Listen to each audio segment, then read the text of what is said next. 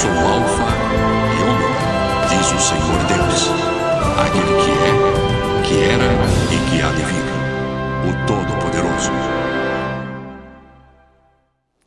Na última parte da nossa congregação, voltamos para o livro dos Atos dos Apóstolos, capítulo 17. Nós estamos aqui em 2 versículos, versículo 16 e versículo 17, cujo título é Ações de Paulo.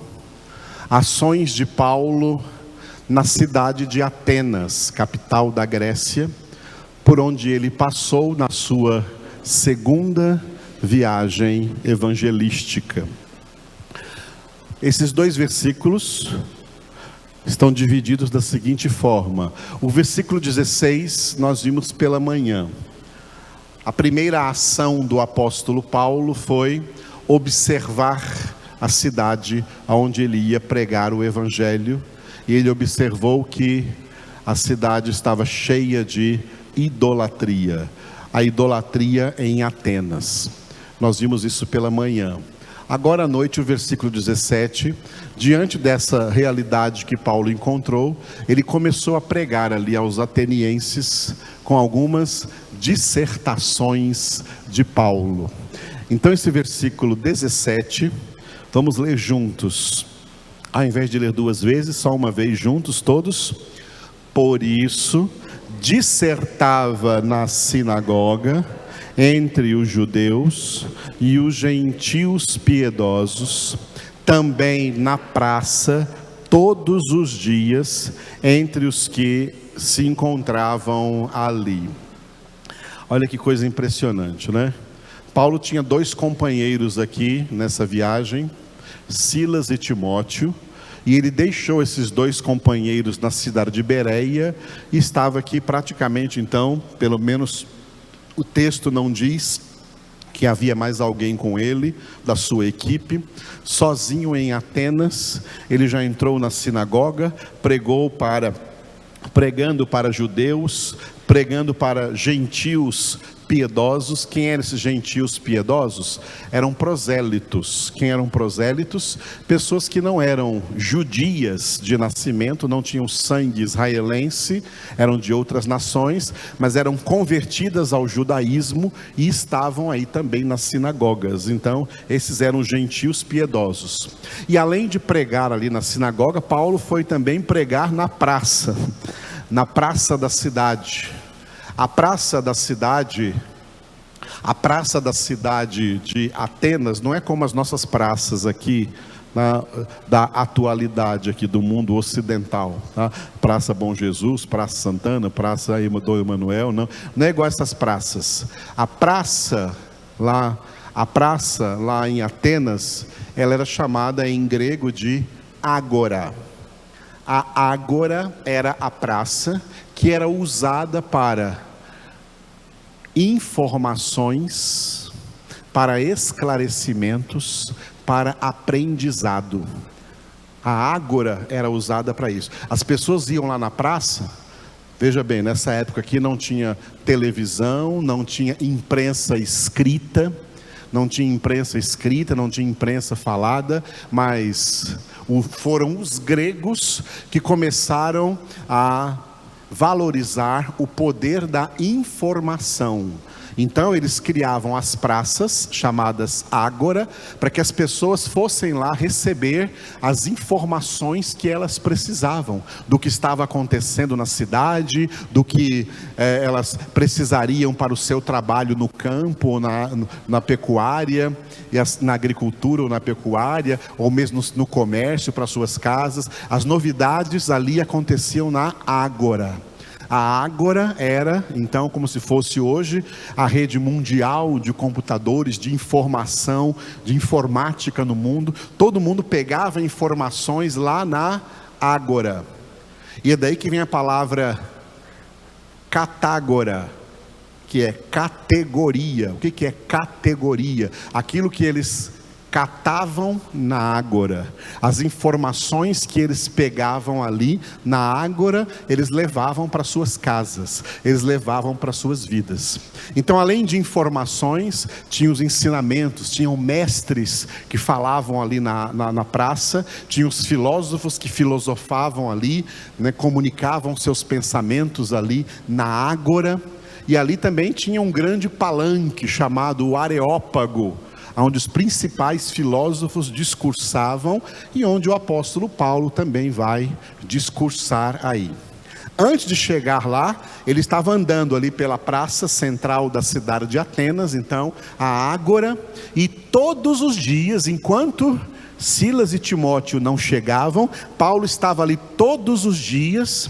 Não pense que ele estava assim como o homem da cobra na praça, não. Ele estava ali falando com as pessoas, tá? Não estava ali gritando, oh, isso e aquilo, às vezes como muita gente aí pensa que tem que fazer, né? E vai lá com a Bíblia gritar lá na praça. Não, esse não é o jeito de evangelizar. Ele estava ali com certeza abordando as pessoas, grupos de pessoas, famílias que estavam ali e falando com eles acerca de Jesus, ok? Continuando aqui então, esse versículo 17 nos dá essa visão, mas vamos continuar. Qual foi a reação primeiro dos filósofos? Porque os filósofos que filosofavam ali naquela praça, viram o apóstolo Paulo abordando pessoas, abordando ali atenienses, gregos, e falando para eles coisas que aqueles filósofos ignoravam, tá? Porque esses filósofos, tudo que eles falaram ali, eles falaram baseados em ciência natural. Então, o que eu falei de manhã, eu também repito agora. Nós temos que entender que há uma diferença radical entre, no plural, ciências naturais e no singular, a ciência sobrenatural da palavra de Deus. Só há uma ciência sobrenatural, a palavra de Deus. As outras ciências são ciências naturais. E essas ciências naturais, elas são boas, porque é a partir das ciências naturais que se formam, por exemplo, as profissões. Todas as profissões vieram a partir de ciências naturais. Portanto, elas fazem parte também dos talentos naturais de Deus. Deus não apenas concede dons espirituais, mas concede também dons naturais, talentos naturais. Muito bem, as ciências naturais é para a terra, para as coisas terrenas, mas a ciência sobrenatural é para a eternidade, é para o céu, é para a glória. Os filósofos não entendiam o que Paulo tanto falava ali na praça com as pessoas, porque os filósofos filosofavam dentro do âmbito das ciências naturais. Mas Paulo estava ali falando com as pessoas, uma ciência completamente desconhecida por eles, a ciência sobrenatural da palavra de Deus. Então, qual foi a reação deles? Nós vamos ver essa reação do versículo 18 até o 21. Mas hoje vamos ficar só com o 18. Eles começaram fazendo questionamentos, e depois do 19 até o 21, eles convidaram Paulo para falar um pouco disso lá no Areópago, no palco central, no palanque central da Ágora, no palanque central daquela praça. Versículo 18 então, questionamentos. Vamos ler juntos? Leiam comigo. E alguns dos filósofos epicureus e estoicos contendiam com ele, havendo quem perguntasse: que quer dizer esse tagarela? E outros: parece pregador de estranhos deuses, pois pregava a Jesus e a ressurreição. Paulo não chegou lá para pregar uma filosofia existencialista, uma filosofia sofista, uma filosofia aristotélica, como os filósofos Sócrates, Platão, Aristóteles, filósofos que passaram por ali. Paulo chegou ali no meio desse povo e estava pregando Jesus e a ressurreição. Que é isso? Que doutrina é essa? Quem é essa pessoa a quem Paulo está pregando? Por quê? Geralmente, as pessoas que pregam ciências naturais no mundo, elas carregam essa pregação com uma coisa que se chama personalismo, aonde ela ensina para as pessoas uma ciência, mas ela passa uma imagem dela mesma como uma pessoa expert nisso, tão expert que pode até ganhar o prêmio Nobel. Mas o jeito que Paulo falava, ele não chamava atenção para a pessoa dele, mas para a pessoa de Jesus. O jeito que Paulo fala, esse homem, a pregação dele não tem personalismo, porque ele não prega sobre ele, ele prega sobre outro. Quem é esse outro que ele prega e que ele chama aí pelo nome de Jesus? Ele está pregando esse homem aí, Jesus. Quem é esse Jesus? E em nome desse Jesus, ele está pregando a ressurreição dos mortos. Porque um dos grandes questionamentos da filosofia mundial é o mistério da vida humana. Os filósofos sempre discutiram de onde viemos, por que estamos aqui, para onde iremos, o que acontece após a morte. E filósofos, as ideias filosóficas sobre vida humana, sobre morte, elas são todas elas contrastantes. Existem linhas filosóficas que acreditam que o homem é um ser para a morte, que morreu, acabou, não tem mais nada. Apagou, saiu da existência, não existe mais, acabou. O homem é um ser para a morte. Então, baseado nessa filosofia, comamos e bebamos que amanhã morreremos. É baseado nessa filosofia que as pessoas pensam assim: você tem que aproveitar a sua vida, porque você vai morrer. Então, antes de morrer, aproveite a sua vida. Vai beber, vai fumar, vai prostituir, vai se alegrar, vai para os prazeres. Essa filosofia espalhada pelo mundo. Já outros acreditavam que tinha alguma coisa após a morte, mas não sabiam o que era. Sócrates foi um que falou muito sobre os mistérios da alma humana, e para tentar descobrir se a alma humana permanecia viva após a morte, ele se suicidou. Pobre coitado.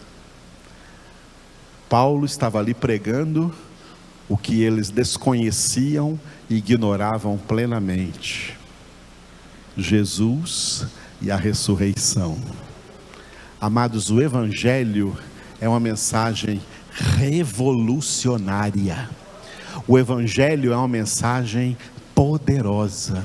No Evangelho nós temos respostas que a ciência natural jamais poderá dar para a humanidade. E a resposta que nós temos aqui é a verdade absoluta. Cristo é a resposta. Na época da minha conversão, lá na cidade de Santos, a gente cantava muito um corinho que falava: Cristo é a resposta para o pecador. Fora Ele não há outro, só Ele é a resposta. E a ressurreição já começou na própria pessoa de Jesus.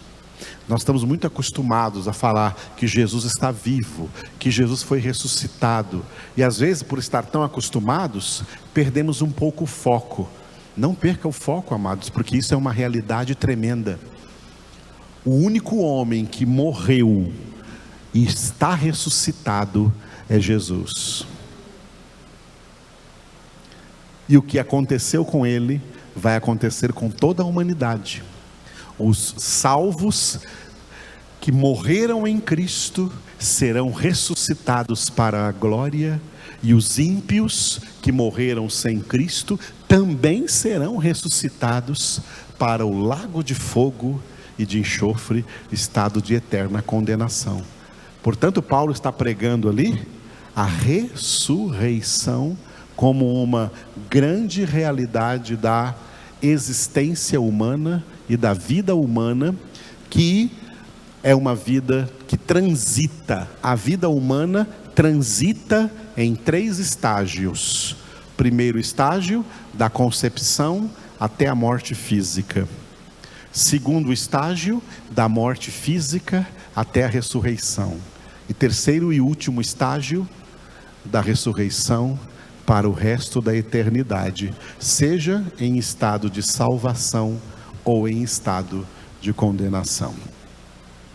Aí as ciências naturais vão dizer: não, nós não acreditamos nisso, não temos provas científicas para isso. Não tem mesmo, porque isso não é ciência natural, isso é ciência sobrenatural, e é a verdade, a palavra de Deus.